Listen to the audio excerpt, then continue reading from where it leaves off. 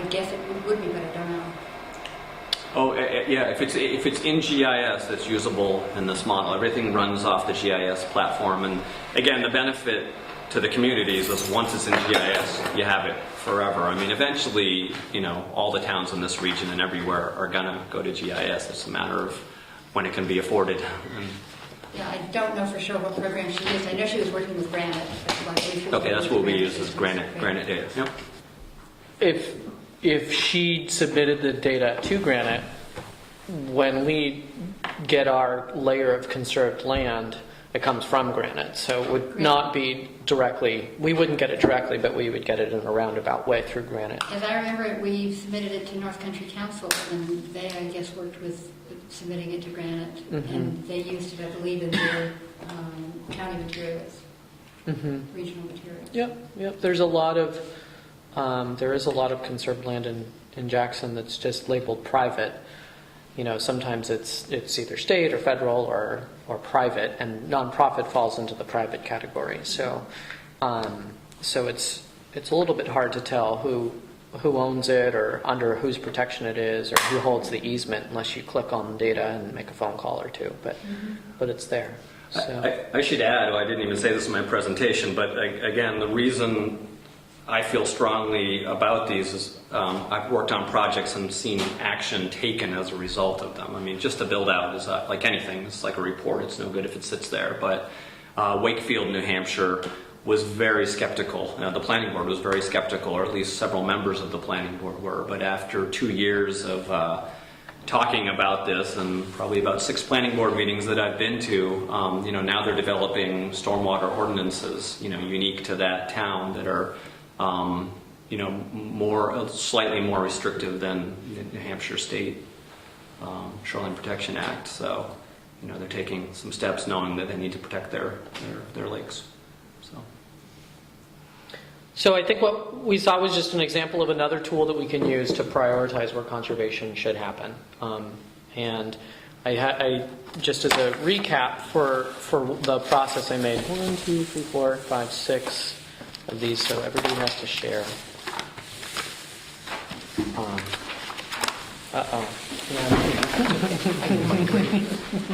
And Anne wasn't. You weren't here at the first meeting either. That was true. I had a family representative. Oh, okay. So again, the NRI is a sandwich of different variables that were able to be counted. So the first slide is just showing you how those sandwich layers come together, and then the blobby map that it results in. So for the town of Jackson, the first map shows you the stratified drift aquifers and the stream and river riparian zones. So the stratified drift aquifer, and again, this is a recap, so this is what we discussed way back in April. The aquifers are the dark blue, and the riparian zones are the lighter teal color. You can see that the riparian zones, how we measured riparian zones, were skinny around headwaters and then very broad around rivers. And that's because the river itself gets broader and the riparian zone gets broader and the floodplain around the river gets broader. But we also weighted the little riparian zones at the headwaters very highly. So we gave those 10 points, and we gave the big broad riparian zones around the rivers only 6 points in our additive model. And then the next map shows we actually skipped over brook, trout, headwater streams, but it was pretty much the same data as the riparian zones that you saw in the former map. So I'm going down the list. On the bottom of each map, there's the big table in tiny type. And the highlighted row of the table is what's shown on the map. So again, the second map now, we're looking at non-forested wetlands. You'll see right in the center of Jackson, right along Carter Notch Road, there's a big complex of non-forested wetlands. What color is used on that? The blue. So okay. Yep. Yeah, because there's actually, okay. Yep. Yes. And apologies for kind of the lack of background data, but we didn't want to confuse the issue too much. So the black lines are the major roads, and the green hatch marks are preserved land that has already been preserved. Either it's national forest or it already has an easement on it and it's still privately held. So those are the non-forested wetlands. And then the third map, let's see what the third map is. Oh, the big green map. So that's intact forested blocks. And we measured this for two reasons. And you can see that most of Jackson is one giant intact forested block. We measured that for two reasons, both for habitat. You know, I mean, animals, as we all know, prefer larger habitat blocks. But also for working forests, because a big part of what the Land Trust does is try to maintain working forests as forests, as working forests. And the larger the forest blocks, the more able they are to be continued to be working forests. So. And so you show all of the waterways and the roadways have a standard amount of buffer on them. And actually, I don't believe the waterways have a buffer around them. Well, So those are all roads. What's all this? Old logging roads up into the national forest, I believe. Yeah, So east pasture and. then the next one, really colorful, shows the IBAs, the important bird areas. So you can see that on the table at the bottom, at the footer of the map again, the table shows 1, 2, 3, 4 variables that are highlighted for this map. So we tried to get as many variables as we could into this map. So the first one is IBAs, important bird areas. Those are determined by Audubon Society. We didn't determine any of this data. This was all data that other organizations or advocacy groups had compiled, so or defined, and we were simply compiling it. So the important bird areas, again, defined by Audubon. You can see that they pretty much follow the high mountain areas. Come right over.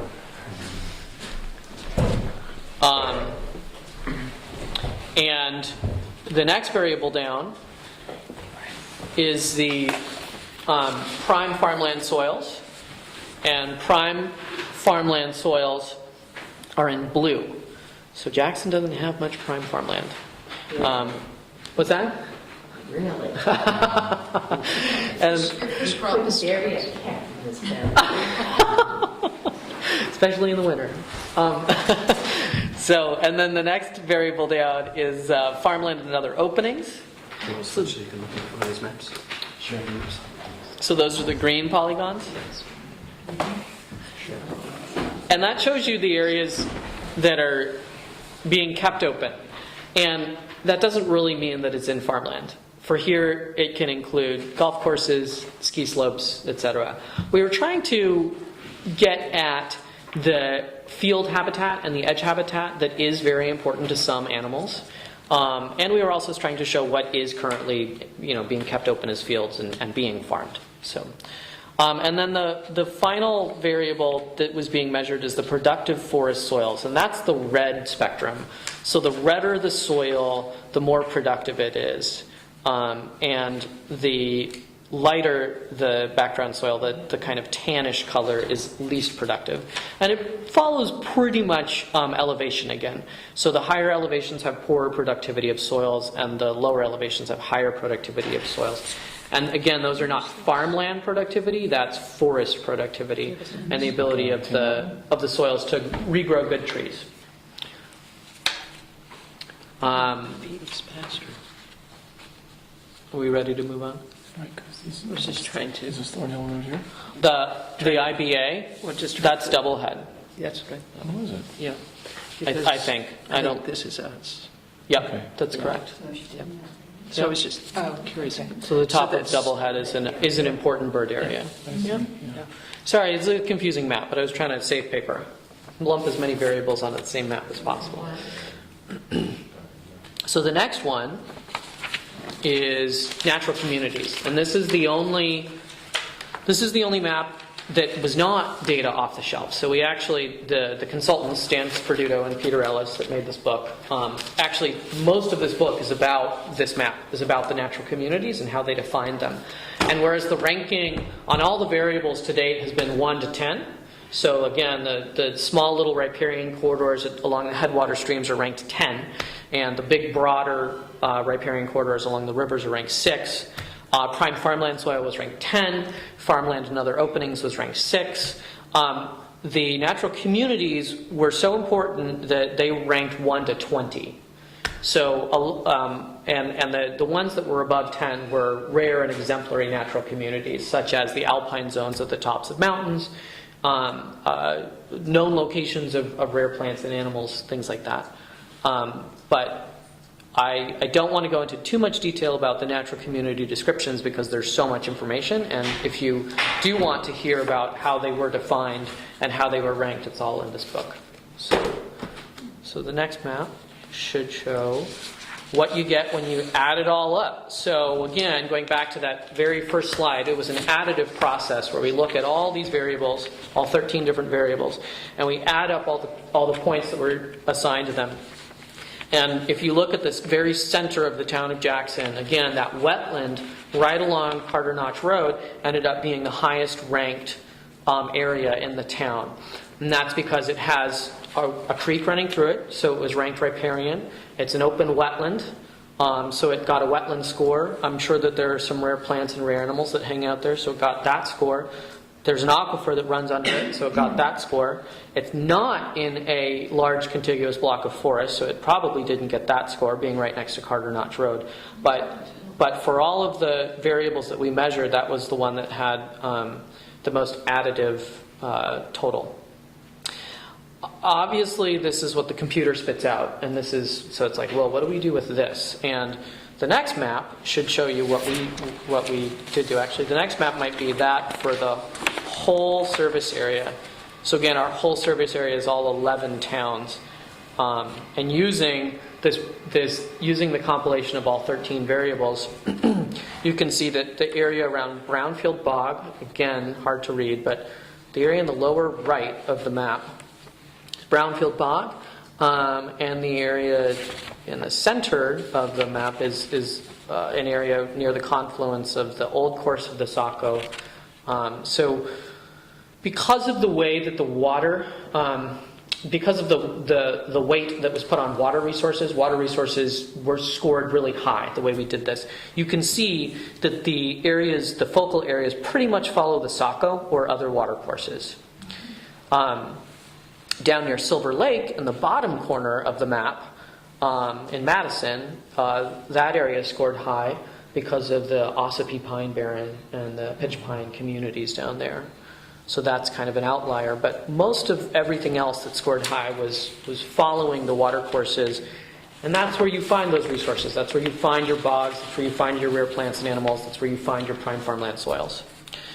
So the next map shows, well, what do we do with that? Because a lot of our service area is already in national forest or otherwise in easement. And so we took that data and we assigned average acre weighted, am I saying that right? Average acre weighted scores for these big blobs that we defined.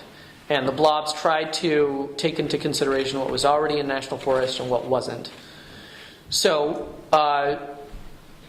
and now I get to brag. So you can see that the darkest area is actually down near Brownfield Bog.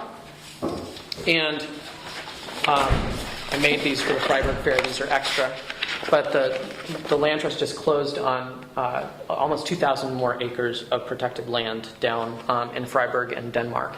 So that's this big red polygon right here. Everything in red on this map, I'll pan these out. Everything on red on this map is either owned by the land trust or has an easement on it by the land trust. So we're pretty excited about the new acreages that are all under conservation, either by us or through TNC, the Nature Conservancy, or owned by the state, that are all down near the Brownfield Bog. So even though the Brownfield Bog on this map is scoring, the highest, a lot of that area is already conserved, or we're working on projects down there.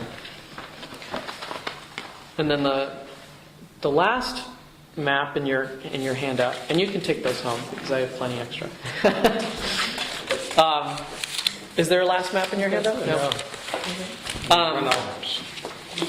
The last map in your handout shows those focus areas, and you can see that in Jackson, there's only half of one focus area, which is the Thorn Mountain focus area. So here's where I talk about the cultural, scenic, and historic values that weren't taken into consideration, because I think, and I'm not alone here, but when I first started visiting this area, everybody would say, let's go up to Jackson. so pretty up there, so it might not be where, and I remember visiting. I'm not from here. My partner's family is from here originally, and whenever we'd come up to visit, we would always have to make a trip to Jackson, specifically because of the scenic resources. And this map doesn't take into consideration the scenic, cultural, and historic resources. So I think that's what we're here to talk about. So I printed 3 copies of this.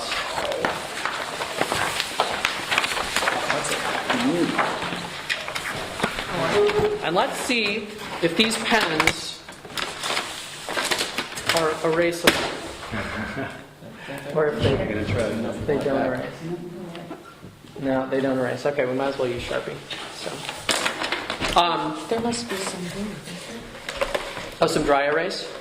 Do you want them to be erasable or not? Are there any I was gonna dry do. erase markers I was gonna here? do dry erase for a rough draft. You use them in here? Yeah, well, that Yeah, I don't have a calendar back there. You want to try it, guys? Because take it outside and it's going to wash away forever. All these.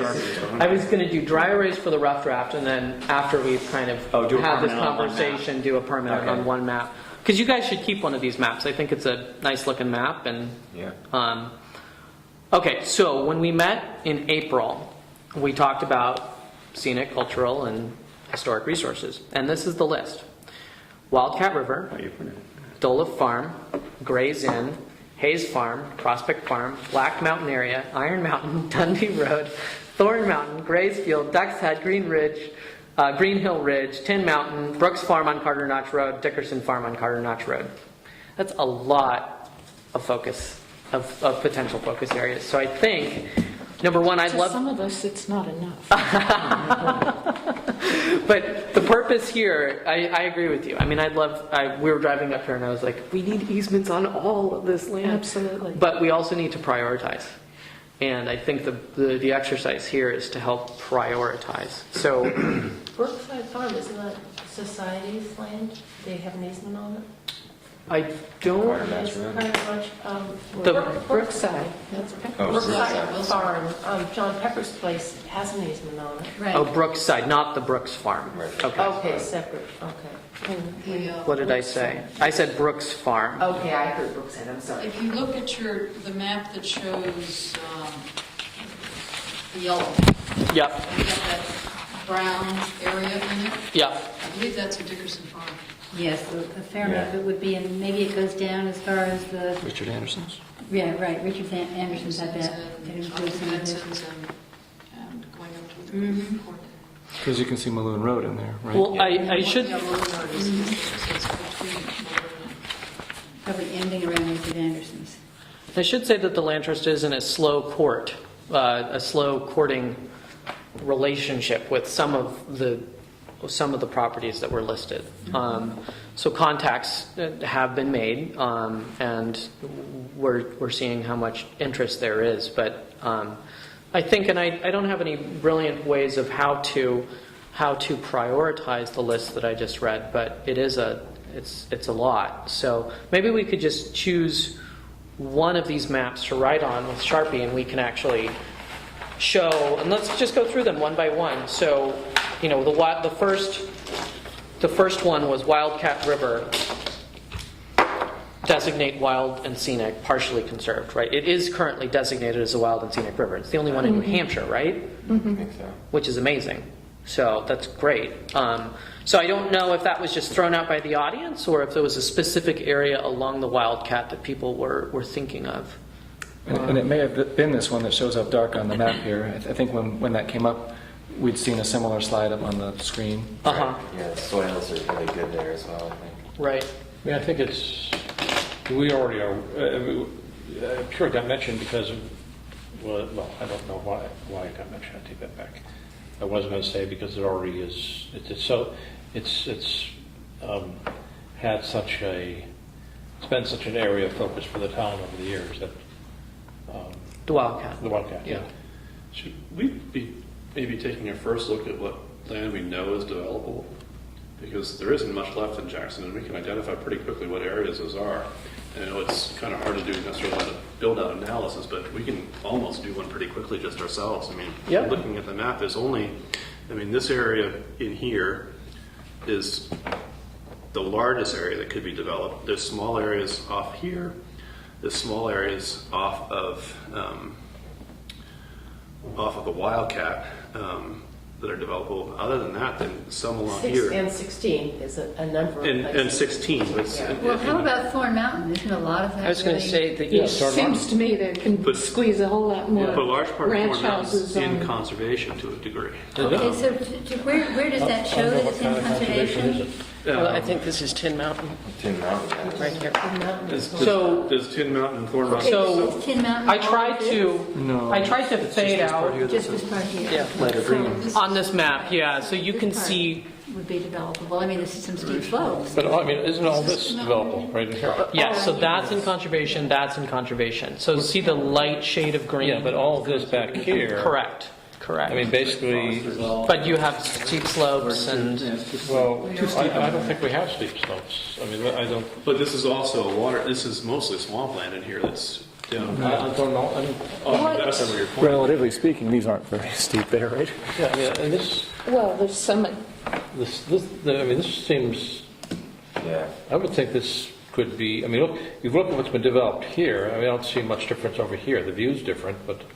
But having But that's the- what, you know, we can notice some of the areas that are in development before we start saying like, well, we should need to protect all these views out here. Like most of this Yeah. land, you can't do anything with. right. So- But for my own education, I'd love it if we just went down the list and you would point out, so Dola Farm, it says National Forest. Wild Palms National Who? Forest on Route 16. Dola Farm. It's so- where, just above where the water, It's across the the street. aquifer. Yeah, Okay, it's across. so that's protected.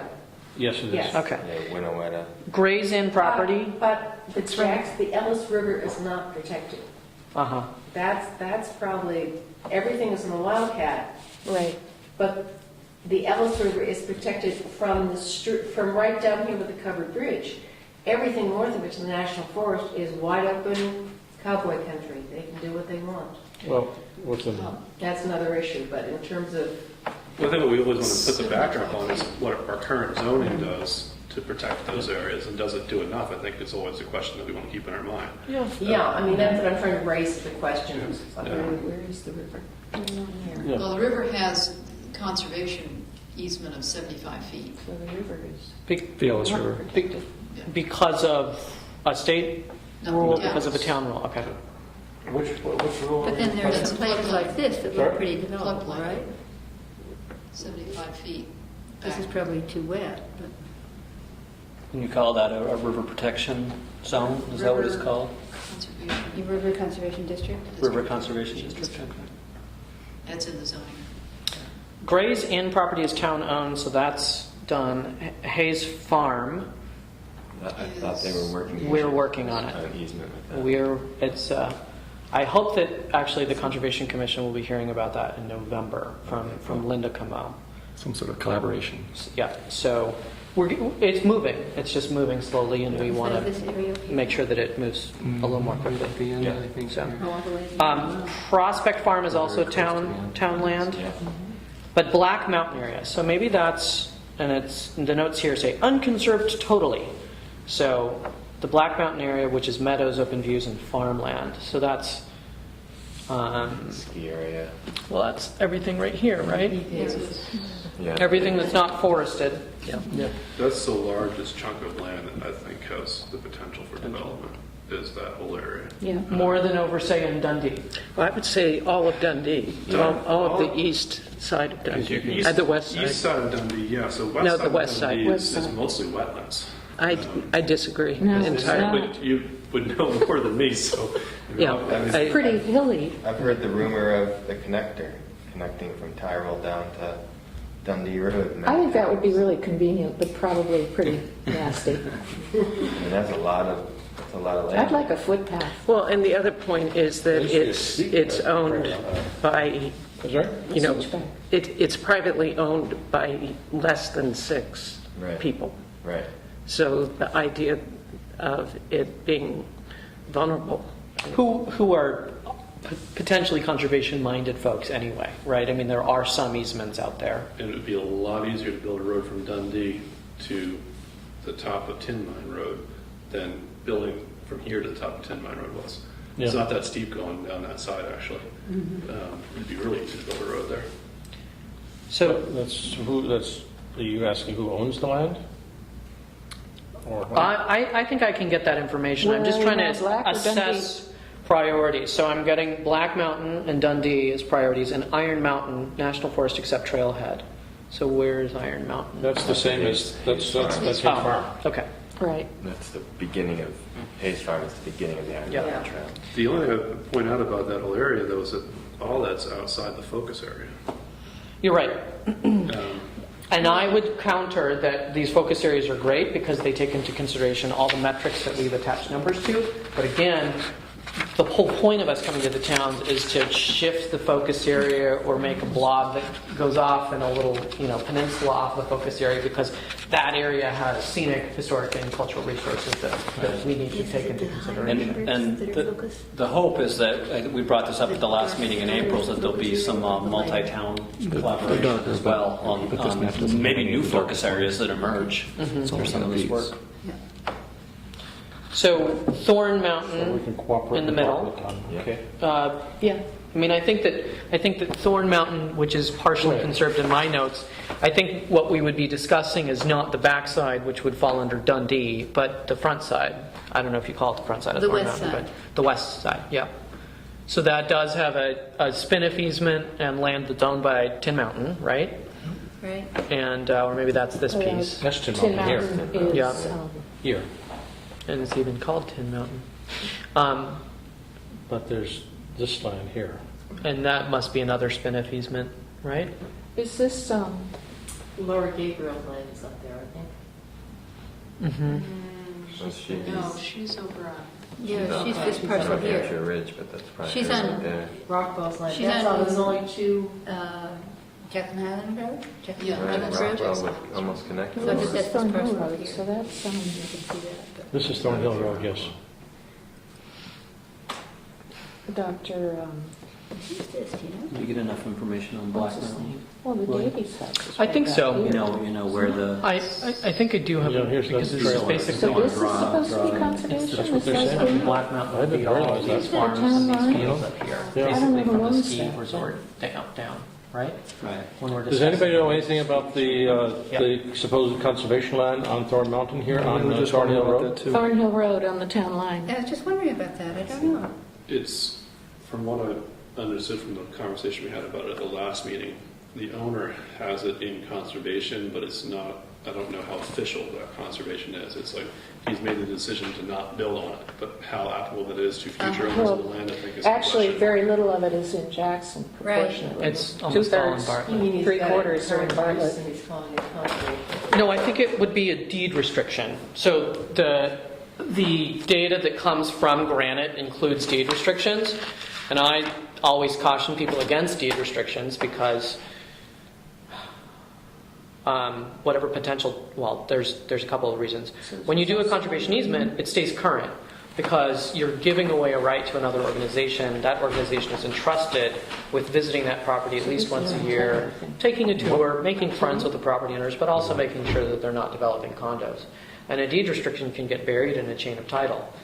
And I mean, it's supposed to have the same impact as a conservation easement, but it doesn't resurface annually, and it's not refreshed in people's memory about, that specific restriction. It's also not necessarily reviewed when you go to It's not get reviewed. a building permit. Like you say, like Right. 30 years from now, Exactly. you might not read far enough into the deed to know that that's even there. Exactly, and then potential tax benefits that you get by doing a conservation easement because you're gifting property to a third party, to a nonprofit, and with a deed restriction, you're Nature just Conservancy.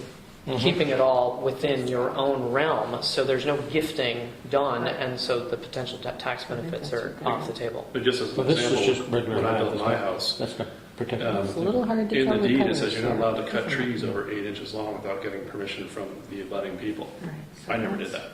That's Tin Mountain. No. That's Rockwell. Who was there to enforce that, offer over to nobody. There's no. Actually, there is something in the law that says your neighbor's responsible for reading your deed, but that's another story. But that's what I'm saying. So I mean, like, Yeah, in that case, where unless somebody looked after there's you. no enforcement, there's no oversight. Right. Also, in my deed, it says that there's no farm animals. Like, I can't have domesticated animals on my land. I'm pretty sure if I decided to have some sheep and some cow, no one's going to come along and say, you can't have that sheep and that cow. Well, now we know.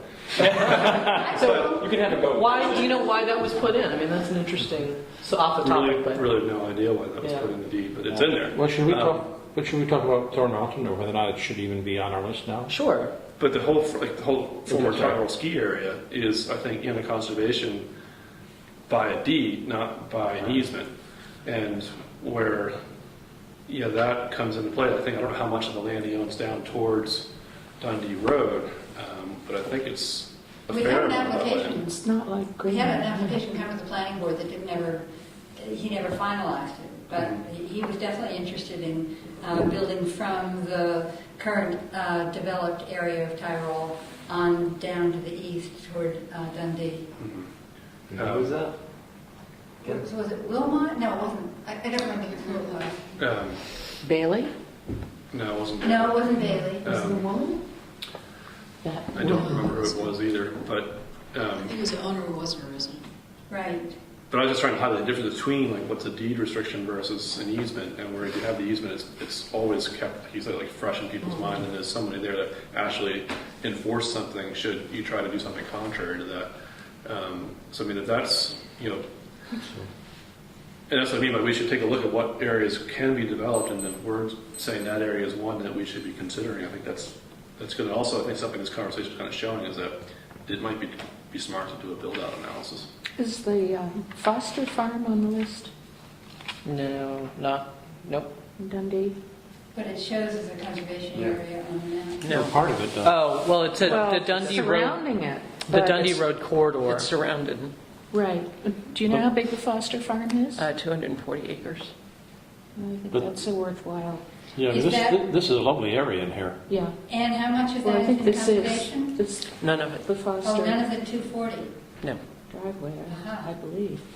So what's the conservation area that's north of the? There's 440 acres This owned is- by New England Forestry Foundation. That's this light green. Listen to her. Is that light green area So here? that's Well, I'm- this Oh, yeah, she's polygon. on the Correct. Why don't you show her this map? Or, I should have made more copies, I'm sorry. Yeah. In some ways, visually, She knows, yeah, but we're looking at this, yeah. yeah, what is that? that would be correct. That this would be the New England, the light green would be New England Forestry Foundation. So it was sold to them, or was an easement It given to was them? a gift, outright gift Wow. of 440 And acres. then that's Foster's, right? Correct. Okay. Which Maybe is, you should maybe be writing this stuff on this map as we talk about it. Sure, do you want to be my scribe? Up to this right. And, So, and being owned by the New England Forestry Foundation, does it mean that it's protected? I think that's a wonderful question. EFF. N-E... So, F- two things to follow up on. Deed restriction on Thorn. No, The Foster's unprotected? no. No, but it should be Oh, on the well, the list. New England Forestry, it's Is, been deeded to them, but it's not just maybe for forestry, they could do something else with it potentially. Well, it's a question. I think it's a question. I mean, you have the basic language, which is the premise that New England Forestry Foundation, what drives them as an organization and what their So stated he wants to. procedures are, but whether that precludes them from selling it or doing whatever. Or certainly even an organization like that may choose to sell that to protect something that they perceive Absolutely. as more valuable. Well, a trade land. So, Yep. any land conservation organization should have we're working on one, a policy that separates trade lands from non-trade lands, so that it's clear whether or not it's, and typically when a land trust owns property, or when the New England Forestry Foundation owns property, they should have a deed restriction on the property, or they should give an easement to yet another nonprofit, and maybe even a backup executory, a third party nonprofit or state party governmental entity, to make sure that it stays in conservation. Yeah, so I think for Jackson, understanding what NEFF would want to do with this, Yeah. And if there is some deed restriction that Yeah. came from the Fosters with it, Because it's There's lovely not. land, yeah. as well as the rest of the undeveloped, the unprotected land in there Right. under Foster. And it's tricky. I mean, the donative intent. So whoever gave Yeah. it originally, by law, has to be considered. But if they're giving it unconditionally and taking a full tax write-off for it, then That's the deal. that's the deal. It's marketable property. So Do we know anything about Rattay? Is that his name? Peter Rattay. Peter Rattay. That's His name Thorn on Mountain. 100 acres of what was the lower part of Thorn Mountain ski area. And But- that, I believe, is, But that's unprotected, that's what I'm asking about. yeah. The lands that should be or could be. how do you spell his last name? I think it's RATE, and I, All right, she's here. Yes, I think that's right. RATTAY, I believe. oh, yeah, okay. And that, I think, is the major abutment to the Gray's Inn property, I believe, as well. Yeah. Yeah. Looks like it would be. No, because we have No, Thorn- because he's across Thorn Hill Road. Yeah. It's on the other I don't side. know how much of Yeah. Graustein Road he might own, but he's It's not, pretty much up the It's hill. not- No, I think Nesselnook is the one that abuts the Gray's Inn property. I think he Right. is, Nesselnook that way and then into Thorn Hill. yeah. Where is Graustein Road, it's not. But there's one two of them. undeveloped lots that are separate lots off of that, that Nesselnook owns, Yeah. on the You back wouldn't side of really the notice Gray's Inn it. property. We've looked for it. We've never found anything to say that there's national forest there. Huh, isn't that funny? where's that, Dexter? This funny little strip of national forest that looks on this map like it comes down to the road. On other maps, it doesn't. It comes down to Carter Notch Road, and it seems to me to go right through some people's houses. Yeah, on other maps, I think it used to come down like that, and that at one point they got rid of some of that land, the Forest Service did, because now there's houses there. Right here. Well, you can. There's a difference between the declaration. Alongside If you look Spruce at this map Mountain, right? carefully, you can Yes. see the shifting. So see this dotted line that runs right down, and then that's the national forest boundary. So yeah, I'll just say that different data layers are supposed to be viewed at different levels. Of competence. 50,000 feet. Oh. So the cons NH, the green polygons that we're looking through, are not supposed to be viewed at this fine scale. I see. So they're off. I would trust the topo background and the dotted lines on the topo background more. But even some of those I think are old. Yeah. So where's, just going down my list, just knocking these off. So I know where Dickerson is, I know where Brooks is. Tin Mountain is much conserved. Duck's Head, Green Ridge Hill. Green Hill Ridge. Green Hill Ridge. Right. So that's, Right here, it says Duck's Head on the map.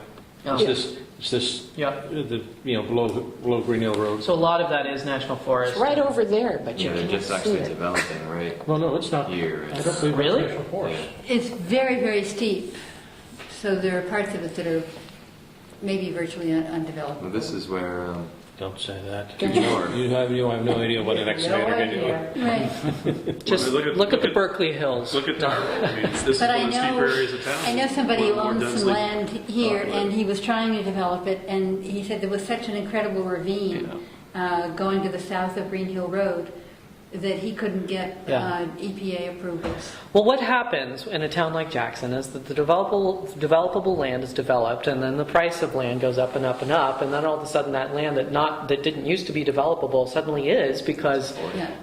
because the $8 million road is suddenly no big change when you can get a $50 million development going in.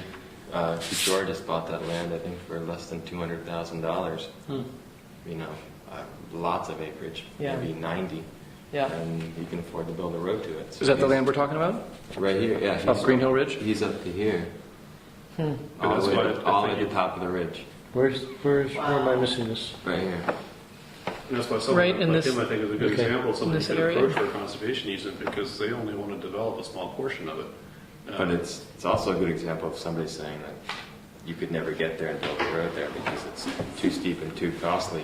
You just did it. Yeah. Well, you raise a good Easily. point about so let's say that there's a developer that only wants to develop a small portion of it. I think that land trusts in general have done deals like that, and they smell, and I think that it's up to the town to make sure that there are mitigation measures in place so that there is development offset. So if they do want to develop the easement, yes, they have to put in an easement even to get their development through in the first place. So, And then. But we don't really have many mechanisms to require that. Well, I guess I would don't. just suggest that you consider that. Are I you don't know. saying that if we went and said you have to have so much open space, and then they turn around and say, well, gee, if there's that much open space, it's in my best interest to do an easement? Well, go ahead. I just think that compromise easements where you allow for some development and then set aside the rest of the property as open space or communal land or whatever, it's just tricky for land trusts to take those because they're political footballs, Yeah. And yet I think that's the proper place of zoning ordinances or the planning board process to establish mitigation measures where that would just be a condition of the development to begin with. Those measures are going to be unpalatable in Jackson for many years to come. We do have something like that in cluster development. If you're going to do cluster, Yes. if you're going to do an extensive development, then you do have to have a certain amount in open space, and I don't. But if somebody simply wants to come in and subdivide, Yeah. we don't really have the ability to say, okay, we'll agree to this as long as you preserve that trail or preserve that rock wall or And in whatever. fact, some argue we've got measures in place that encourage more development than we might want, because if you have to come in and build a Right. $2 million, $3 million road Right. to get your one house in there, Then you're going to want to build 18 more. then what do you want to build 18 more to pay for your road? Yeah. And I guess how do you take that into consideration to balance your ordinance to accommodate for that? Is there ways to do it? Because that's kind of been the discussion. I think the planning board's been kind of ignoring what we have. It's like some argue that our zoning ordinance encourage the kind of development that we don't want. So how do you tailor your ordinance so that you actually have more what you envision for your town to have your zoning ordinance actually achieve that? I mean, look at all that New England's done. I mean, we've zoned out the small village, where everyone lives in the village. You can't do that anywhere in New England anymore. It's like you basically are encouraging large cookie-cutter developments by having the ordinance that you do. Especially being in a town where a lot of people don't want to see any more restrictions. We want to have a friendly neighborhood conversation about whether or not there's going to be a massive, change to the village. But then again, we're looking at a very small amount of developable land in Jackson. I think that's why I think it would be really smart for us to encourage a build-out analysis and to digitize the data that we have so that we can have access to the information a lot faster, so that we're not behind the curve ball, if you will. If we get the data, we have the information that we need to make a more informed decision before the problem gets worse than maybe it already is. I think it's fortunate you're putting the budget together for next year, because I think the planning department board will be asking for that, I hope. We will be asking for some funds from by the town voters, as I understand it, when we're going to redo the master plan. If there are going to be funds expended for that, we have to get permission from the voters. Right. Forrest, in your build-out analysis, typically would you do something that would indicate where there may be more likely to be development, what might sort of fall first? That's not really part of it, is it, or is it?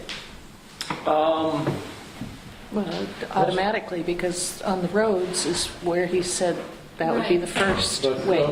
Yeah, that's really where On the the existing zoning roads. comes through. So the zoning is really the only engine that drives that, unless there's some assumptions we put in that. So much of the roads are already filled. It's just that occasionally you might get a sliver of land going back from the road to do sort of a lollipop development or something or other. Right. How about, I presume the model doesn't really does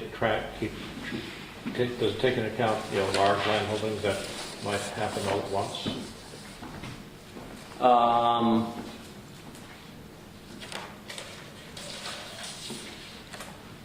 Land holdings that might happen all at once. I don't know. I'll need to ask about that. mean, something that's prime for Well, subdivision. yeah, well, yeah, I something thought of another one. more Kendall. likely to be subdivided all at once. I'm sorry? No, you go ahead. No, it's, There's a blank spot for number 15, so. Kendall. what was your suggestion? Kendall's Property. Kendall, they've been buying up land around Black Mountain Road where Pittman Farm used to be, Are these, and burning the houses down Yes. to yes. save the land, speculate, and probably sell it in 20 years. And I believe that I haven't, but the land trust before my time tried to contact them to, have a conversation, find out what they're interested in, and No way. they're kind of doing their own thing. I mean, I have no idea. I mean, Well, I think the way I heard it was, burning down the houses because they want it to be like it was 200 years ago. Well, it's not, because they haven't maintained pastures. They just Really? the pasture is turning into woods. Yeah, okay. But do you think that would fall under the Black Mountain area? No, kinda it's more separate, but it's a wildcat large kind of- piece of, it's a lot, some of it's along the river, Where is it exactly? the Kendall's. crest of Black Mountain Road, past Tin Mine Road, Yeah. Point to it. what used to be a pasture. And I there's think some, I am pointing to it. Here's Yep. Tin Mine. Mm-hmm. No, It's here's just Tin before Mine. Wilson Road goes off It's- on the left and right side. on the right side, there's some big posts Yeah. going Yeah. uphill to a It's got field. an Yeah, old right. dairy This barn with a area. fabulous view of Mount Washington, and what's the cross-country trail, the wave? Yeah. Wave and the John Henry. Yeah. So that's right in here, right? Yeah, plus what used to be Thistleton on Yes. the right up above, Mhm. past Jackson Highlands. So up here, they own that. They own a little bit of along Valley Cross Valley Road Cross. too. They're a What large, used to be the pasture. they're a large, powerful family, correct? Yes. So, anybody have any idea who to talk to get an audience? No. Where's In the fact, last they week? apparently they buy land under the sons-in-law names or something. They're kind of cagey. This is what I've heard. I don't know. We can figure it out. I'm thinking that possibly ski touring people have access to Yep. information with Yep. them because of some of the trails being. Yeah, but that's a large amount of land. So that might be a conversation to try to open with ski touring people's. As an aside, since you brought up the ski touring, I think that there is a lot of the ski touring trails, and you probably know this more than I do, but a lot of the ski touring trails have annual Yes. paperwork Right. that has to be filed, so Yeah. it's not a permanent easement. And I did talk to Tom about the idea of combining a trail easement with a conservation easement. I mean, I think a lot of these families that have the ski trails that go through their backyards don't really want to see their property developed anyway. So to the extent that in casual conversation that could be, brought up, I mean, it could really benefit the Ski Touring Foundation, it could benefit us, it could benefit the whole community, and it's nothing that those families wouldn't want to consider anyway. There are people on the ski touring board who are actively trying to pursue new easement Great. work. So Great. great. And it can even be like a joint, I don't know, that would be confusing, but it would probably be 2 easements, one to the Ski Touring Foundation and one conservation easement. It's an idea. I wonder So, how, if this is accurate, it would look like the west side of Eagle Mountain is fairly developed, could be developed as well? Isn't that, some of that's for sale? And that's down low though, I thought. is that too steep? And nothing's too steep in this town. What's that, exactly the 37 acres are for sale right now? No, this is up above. Up by On Dodgers. Adams, Yeah. Oh, Adams that's right, Road. yes. Yeah. Yeah, that's all developable land in there. I mean, people literally built into vertical ledge in this town, so Yeah. again, Yeah. I hate to rule anything out as far as where someone might build or might not build. what's the potential road access to that area? You'd have to come from these roads here. Yeah. Yeah. What is that? Is that, that's about Brooks Dodge, is it? Yeah, the very end of the Yeah. longest road. But, it's, Yeah, put another switchback in, it's there. Mm. Now, I don't know if we, as a town, we think that's particularly something that should be protected or anything, and maybe that's where it'd be appropriate to have development. I don't know. Has the planning board ever thought about developing like they have in Conway, the mountaintop zoning or whatever it is, MC?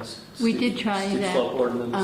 and it ended up being a very contentious thing whereby the argument that one was that you shouldn't have something that applies only to hilltops, which is going to put something into effect that make it town-wide. Our proposal was that it would take effect at 1,400 feet elevation. So no buildings above 1,400 feet? Or restricted construction above that. And so what we ended up with was putting into place town-wide restrictions on drainage that would leave your property. So it wouldn't matter if you've got a steep slope that's at, 1,000 feet versus a steep slope at 1,500 feet. Though those restrictions are really just guidelines, I think. Yeah, they're guidelines. Well, the drainage thing says you're not supposed to have water leave your property. What do you think? Is that what's actually happening? Is that what is actually happening? Is that what you said? Yeah, I was asking Jerry. Well, that's, it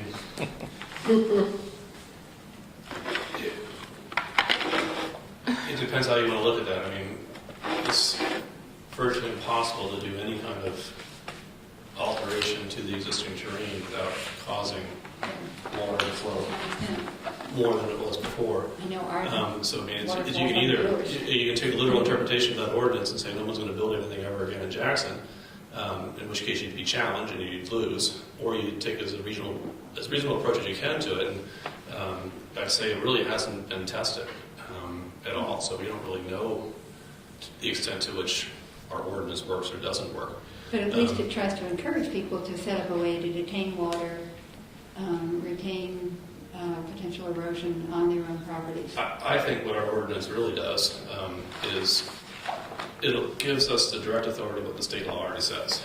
In other words, the state law already says exactly what our ordinance says, and who has the authority, having jurisdiction to actually go in and enforce anything. And by having the ordinance, it gives us the authority to enforce it. But it's basically it's an ordinance that doesn't have any teeth. If it were to be challenged, it would be very easy to challenge. What I think would be a smart thing for us to do would be to create a vision of how we envision the future of Jackson to look. And I think if we were to do that, we'd find that most people kind of agree with what that vision is. And then we kind of decide, well, what kind of tools, what kind of measures do we need to achieve that kind of vision? And I think that our zoning ordinance, although it's close, I think that it needs to be tailored and to be much more sophisticated to actually get there. And I think if we tell people this is what we want Jackson to look like, and I think we'd get a general consensus on that, then wouldn't have as difficult a time passing the ordinances that we actually need to achieve that end goal. Yeah. And I think that just to maybe take that one step further, here we are talking about all of the potential developable areas and restricting development on that. But the flip side of that is, well, are there areas in town where there should be development or smart growth development or, Which is what I was going to allude to as well, is the fact that to some degree this contradicts with the affordable housing law, but it doesn't necessarily have to. Right. Because there's ways that you can deal with that too, because you might not be looking at the land that hasn't been developed for development of affordable housing. You could get creative with what Frank was saying earlier, where you could create different kind of zoning districts so that if you're looking to target an area for affordable housing because it has the least impact on what you want for conservation lands, maybe you target an area that's already developed so that when it gets redeveloped is when you might look at putting affordable housing there with a higher density in that area. I own a house there. It's just, every single one of these decisions is going to be impacting potentially people's perception of their property values and. Oh yeah. So. And that's just the more conservation you put in, really, literally, the more land values are going to go up. That's correct. That you could develop it. I think Jackson's going to be unique in that. I think if we did build out analysis, we're going to find that there's not an awful lot of land that can be developed, and that it's going to be developed sometime in the next 40 years because that's going to be the trend. People, wealthier people are going to be looking to areas like this to build in. So it's going to happen, and I think that the more we prepare for that, the better we're going to be. community, so. Yeah, and I had certainly my presentation had a natural resources spin on it because that's what we do, but a lot of communities do it for just that reason, where should we develop as opposed to where shouldn't we develop. And I think I'm sorry. I think what Susan said earlier about, does this data help? It does, but we need to kind of look at more like, because most of what we want to protect might be kind of outside what's there. And so I think that's, to me, the first part of that is doing the build-out analysis so we know what we're looking at as far as what impact it's going to have as far as how we want the town to be 40, 50 years from now. So. I think one of the things that people already own land, and two things in that. One is, how do I say this?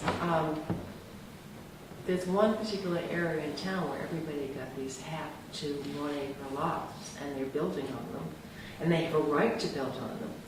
But I think within the next 40 years, there's a tremendous impact to the resources of this particular high-density area in town. Other places where the planning board years ago said, oh, you can put 30 houses on, 5 acres and whatever. Again, high-density areas with limited resources that would probably be part of an analysis, I think, for that. But definitely getting everything digitized is paramount so you can make it spatial.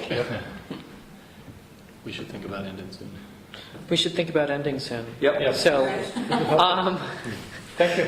yeah, well, you're helping me more. So, I mean, I think I still have, as if I'm going to be thinking about the areas that have scenic, cultural, and historic values, or I think Dundee Road and the Black Mountain area are still rising to the surface.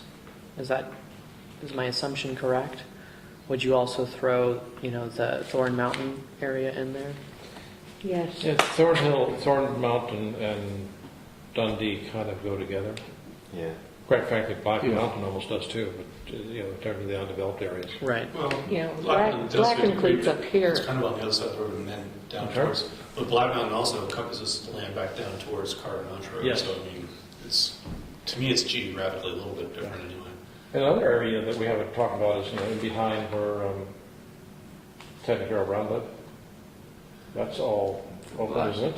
Black Mountain. That's the area I was referring to, that area off of Black Mountain that goes towards Carter Mountain. Yeah, I'm talking almost right on Carter Road. Fair amount of badger land there. Yeah, all this area. I mean, Well, yeah, Thanks for coming. badger. Coming in. yeah, How much that's does badger own? Quite a bit. right here. Right. Well, and that There's land badgers here. that land also gets into some of this darker colored land along the river here. And some Richard Anderson land. And isn't there a large tract of land that used to be owned by John Piokowitz? It's just off the Mulloon Road along the Really? Wildcat. I think it's an easement of 200 and something acres. It's always been, it's like the Wildcat River Trust or something like that. So I think that's owned by the Drifters Ski Club Yeah. across the road there. I don't know if John Piokowitz is connected to them. He owned it That's- when he developed That's it. right. That's this poly. No, it's up here. There's It's one off the around here. Mulloon Road, No, that's the one up or the old town. So what's this big polygon? I thought that was the Drifters Ski Club. Because see, it's in a separate, there's a line there, so it's not National Forest. No, that's south of Mulloon Road. Right. Well, the Drifters is south of Malone. Yeah. Yeah. The Drifters Is that what you're talking about, Brian? South of Mulloon Road? on the Yes. west, on the other side, The Mulloon Road. Right. but they own land across the road from them? I think And so. across the river. And I think that is a deed restriction as well. I'm not sure, but I think that might be a deed restricted parcel instead of a. There's a couple developable lots at the end that you go across the bridge, go up the road towards Black Mountain to go the hiking trail. Yep. Take a right instead. You go down there. There's a couple lots. Once you get out of those developable lots, I think that's where that large parcel starts. It's just been on the Conservation Commission's radar of no one really understood exactly what it was. Yeah, that's called, what road is that called? Francis Ave? Francis, yeah. So the land to look for having the easement discussion, we've got a pretty good sense of where it's at, but as far as what this group of people might advocate for the town to do from a budget standpoint, I mean, we're looking at maximum $10,000 to kind of do the build-out analysis, maybe another $5,000 to digitize all the information. Yeah, correct. What I haven't done is, yeah, that sounds about right. We're looking at numbers to put in the budget. What I think we could advocate for is for us to speak towards the town appropriating that money, either through the planning board or the select board, really doesn't matter to me, to ask the town for that, and we can talk. Is there any reason not to talk to the voters to approve something like that? Yeah, to advocate for that politically. And only because he was just at our house today, I think you want to ask the question, to what extent that could help our assessment process as well, or is there any... I'm surprised for the money that we spent for the assessments, not Jason, but the map people out here, that all the money we spent that is not digital. It could be, and I'm not saying that it isn't. I think what's on digital is the image of the map, not the actual data that created those image points. So I think that'd be something that we could advocate for, and as well as a survey that'll have to be done along that, and then we can kind of join those two things together. I think the master plan process. I mean, the master plan is a great. But it's hard to speak for the planning board.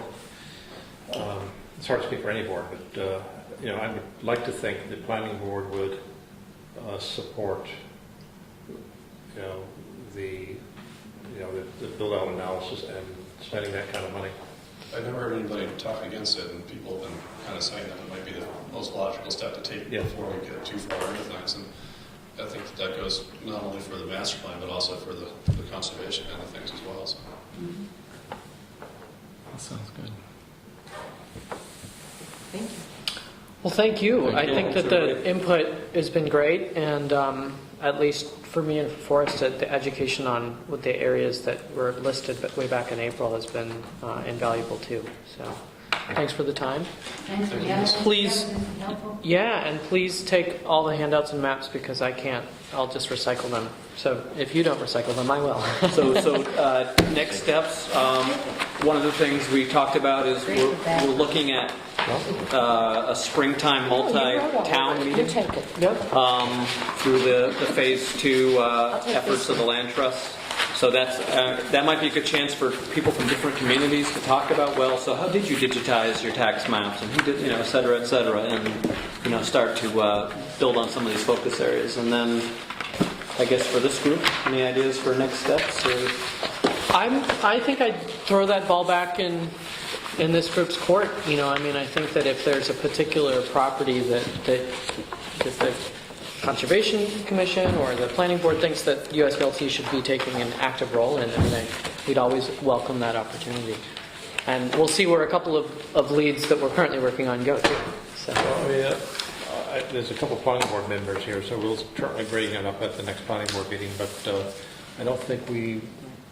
Well, are you conservation? Yeah, so you're more than anybody else should be the lead organization on this, I think. So I didn't get your name, I'm sorry. Brian Burns. Brian Byrne. You came to the first Brian, to meeting, what yeah. extent would the Conservation Commission be interested or able, by state law, I don't know, to put any money into, say, a build-out analysis? That's something- Yeah. I mean, you'd have to talk to Larry, exactly. I don't see why not. How do you spell I mean, your I last didn't know if it's just land conservation or figuring out how land... No, I think that'd be part of the equation. GHERT. Certainly. the Conservation Commission would... You spelled it right. It's just not pronounced. I don't pronounce it. Right. Doherty as opposed to Doherty. Yeah, the only question